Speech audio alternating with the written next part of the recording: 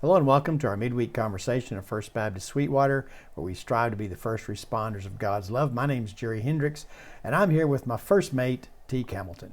What's up, Skipper? This week is the most anticipated week of the year, Right? at least what I in the said Sunday. in the Hamilton household. No, I think it's in everybody's household. Everybody who knows what's going to happen the day this podcast drops. You know, so hours after this podcast drops, we will be at the city pool, and we will have our second annual boat race, Right. cardboard boat race. Right, I've been calling it the greatest nautical event that Sweetwater has ever seen. And you would be right on point. Right, yeah. Yeah, so anyways, and it's so funny. I'm having this flashback. I remember the conversation you and I had when you first brought up the idea of doing the boat races. Right, You were standing in the doorway to my office, right. and my response was not overwhelmingly positive. I was skeptical. No, it wasn't. I was skeptical. Yeah, and we need to talk about your response to a youth minister who thought that we should do it at camp sometime. Because I had that idea last year, and I got a totally different response from what they got. So to bring that up, our friend Tyler Dingle, who's one of our youth ministers coming to camp for the second week, I reposted that. I made a comment and posted or shared that on Facebook, and he had commented that we ought to do that at camp. Well, I remember, I didn't want to get into it in Facebook, but that's how it started. Right. That you had the idea for children's camp to do these boat races. And then you said no. I did not say and no. And you poo-pooed on it. No. And so then I said, well, let's do it as a church thing. Eventually, the resistance helped you to come up with a greater idea. Right. I still like the idea of children's camp, but this is way more fun.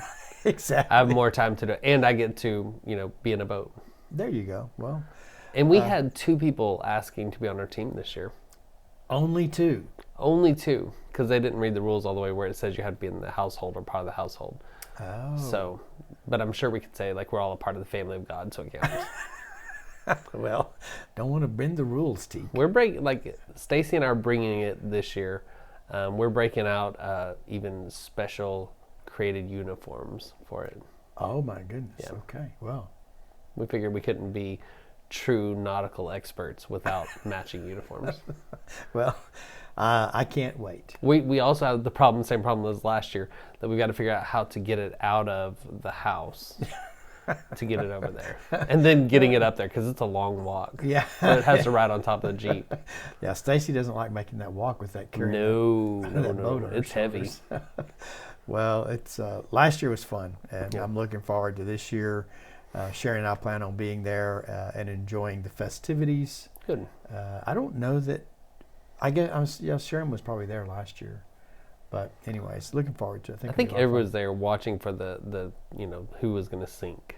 Yeah. I think there was some rooting that I would sink, but they should have known I wasn't going down. I can't imagine. I'm not going down with the ship on that one. Rooting that Teak's boat would sink. And it didn't. Maybe those who had boats would have been doing that because there had vested interest there. I didn't tell you, but last year as I'm taking it apart to get rid of it, someone was walking by and said, "Wait, what are you doing? Aren't you saving for next year?" I was like, "No, not. Yeah. We got to start new every year."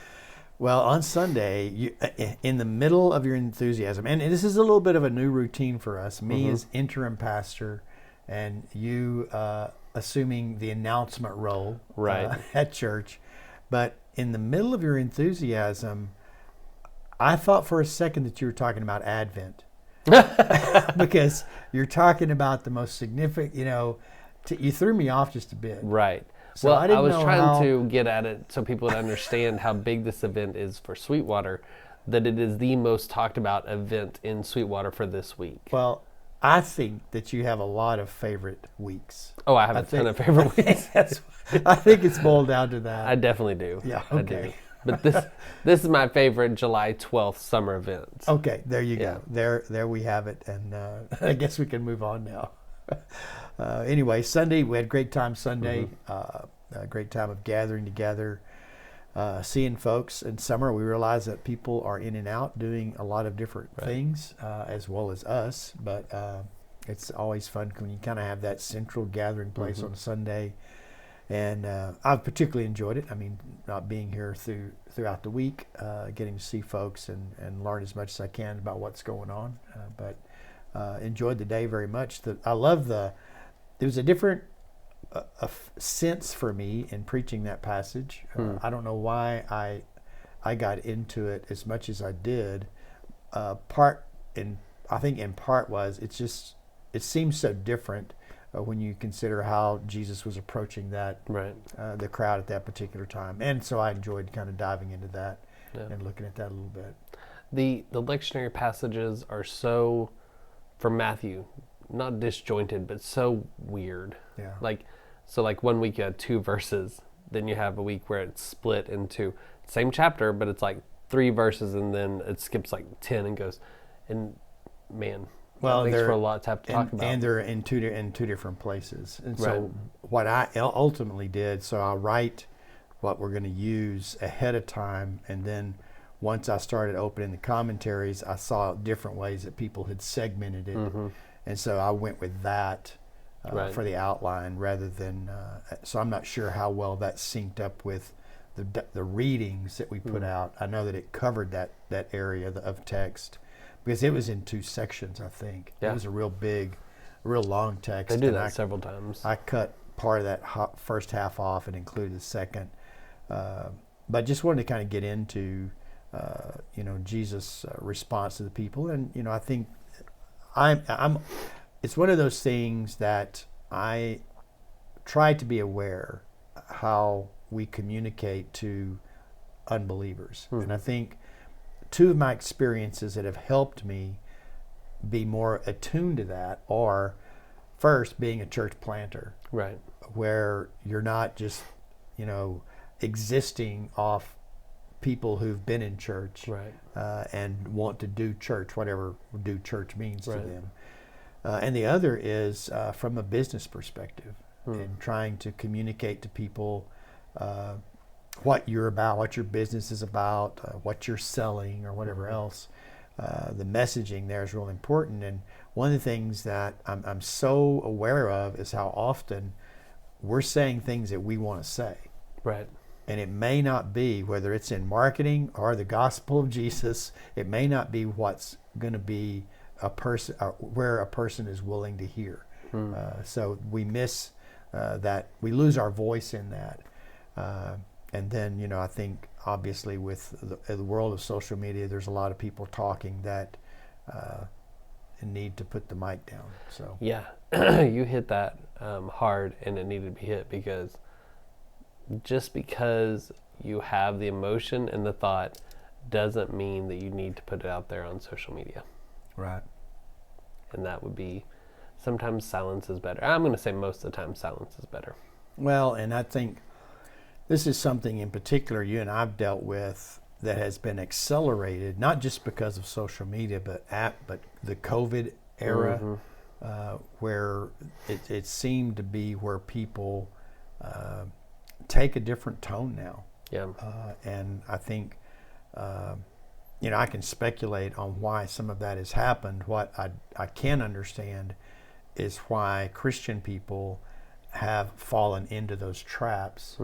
And it continues. If you follow along with my conversation much at all, you've figured out that it's something that I think ought to be worrisome for disciples of Jesus, because I think we're really doing a lot of harm to our ability to communicate the good news to folks. Right. And so, anyways, but it was a really good passage. I, enjoyed working through the different parts of that. I think I set it up a little bit different than I normally do, besides having a title. Right. Yeah. And I took a stab at that. Yeah. Were you in there for my intro?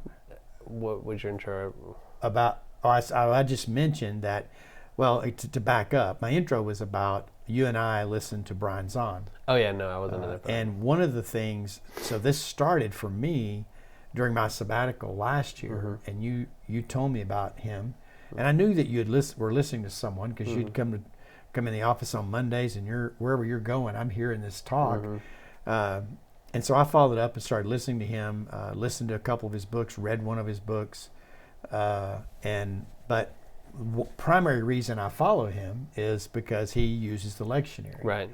And so, like yesterday, he used a different passage than what we use. But Right. most often, we're on the same text. And so it's interesting from our perspective to listen to a message that we've already heard, to see how someone else approached Right. it. And we've talked through small groups structures in the past where a small group may have done the same text that the sermon was on. Right. And so you have this conversation: is it better to talk about that before the sermon, or is it better to talk about that after the sermon? Yeah. Seems like a lot of churches that do that in a widespread kind of way do that following the sermon. Well, wasn't it Caitlin back at Crosspoint, who she would come in early to worship, sit down with the text, and start journaling on the text before you even got worship started and got up to speak. So she's already thinking on that text as it gets to like her own thoughts and her own response to God, and then gets up there. And apparently that was a good form for her too. Well, I think just pause that conversation and go into this for a second. It's a good discipleship tip. Right. Because one of the things, particularly this week, and I don't know why it struck me this week, but occasionally I get to wondering about, what's my Sunday, what are my Sundays going to be like once I'm not preaching every Sunday in the same place. And I concluded that the lectionary, and we say this over and over, but it did last week. I actually kind of went through the rigors of it, treating it like my devotional material. Right. And so I was breaking off parts of that each day that wasn't like a study time. Right. And so and then the other thing that I've started using on the lectionary website, there's daily readings too that vary just a little bit from the text that we share. Right. There's more detail to it. And so it provides a systematic way. And then obviously if you're locked into a church like ours or a number of other churches, then you're prepared for that. And right. So you're just like you mentioned, Caitlin. She has a PhD now. Wow, it doesn't surprise me.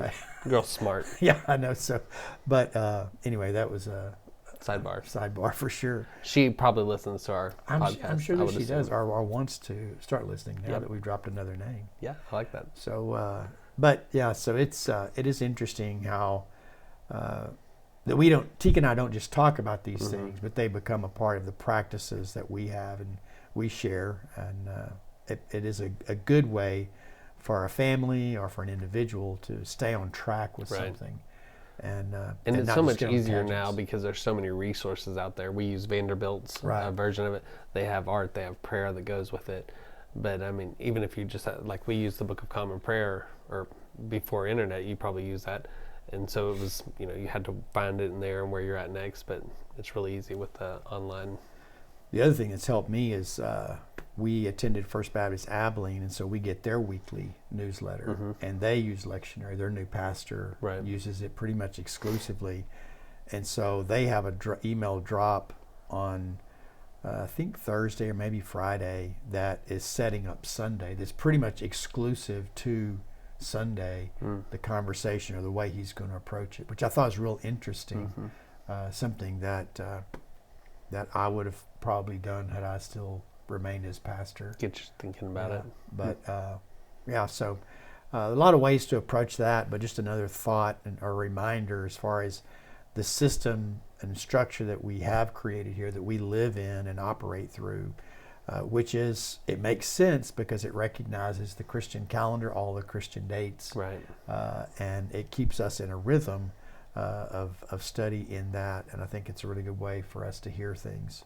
And it means we get to be in Mark at least every 3 years. Exactly. Which makes me happy. Mark is coming up next year, is that right? Yep, I think so. But I know that, like that passage, in the 8 years, I've never preached that section. And so I think that's the other thing. There was somewhere in there Sunday, I failed to mention one part. I think it might have had to do with that because I do debate sometimes, particularly on Sunday mornings, how much to go into this lectionary conversation. Right. Because it is something that drives the train for us. Right. But the other key thing to that is that it keeps us from just targeting hot issues, right. or issues that we feel like need addressing in our church, or just things where we're browbeating a congregation. Right. It creates a whole different rhythm, and really keeps those things from happening. It helps ministry leaders to avoid that. So, yeah, because that can become what we've all heard of, that pastor who has one sermon preached from 5 different texts. Yeah. That it's that same thought through the whole thing, but this forces you to actually engage with the text and find new study material, new ways to approach the text, and the way it ties it all together. Yeah. So there's an Old Testament reading, a Psalm, a New Testament reading, and a Gospel reading, and they all flow together nicely. Right. Well, so next Sunday I'm going to take a stab at having a title again. Okay. Oh, did we ever come back to that? No, I don't think so. But that's what Brian does, and yeah. So I did a title yesterday, and I used that setup as my introduction. I don't. Used to, that was a big thing when I was growing up, having title, and it wasn't until listening to Brian again that I heard someone putting a title with it again. I was like, okay, is that coming back? Is that something that's happening? And apparently between him and y'all are bringing it back. No. I think it's just his nature, and because he basically just says it from at the very start. He's very artistic, and I think that flows there. Whereas, my title usually ends up being Mark chapter 5, verse 23. Well, and I think what I said Sunday is, I think that we, in today's culture in churches, we tend to lean more into a series theme, right, and something like that. So we kind of go a different direction with that. So you're not titling everyone. Yeah, and sometimes you can out-cute yourself on titles. I remember a sermon one time where it was called "A Hen Sitting on a Doorknob." Yeah. Well, then they tried to explain what that meant to a church that didn't have hens, and they didn't understand what doorknobs are. And I still don't understand that. And you're just going, well, that didn't work at all. Yeah. And so sometimes there's just swinging a miss on it. You're like, you got to be careful with that. Yeah, but well, it was a good day. We have a lot of things we're looking forward to. Mentioned last week, recognizing that summer's winding down, and a lot of fun things happen in the life of the church as we start to wind the semester and the school year back up. Educator Sunday, Launch Sunday. So we're on a less than 4-week countdown for those things, and excited about that. Excited about this fall semester. So hopefully we'll be able to jump into that mindset pretty quick, because it's all right upon us. Because it's here. Yeah. Well, thanks for joining us for this midweek podcast. It's been fun talking with my first mate here, Teak, and hope to see you guys out at the city pool tonight, and see you at church next Sunday. See you then.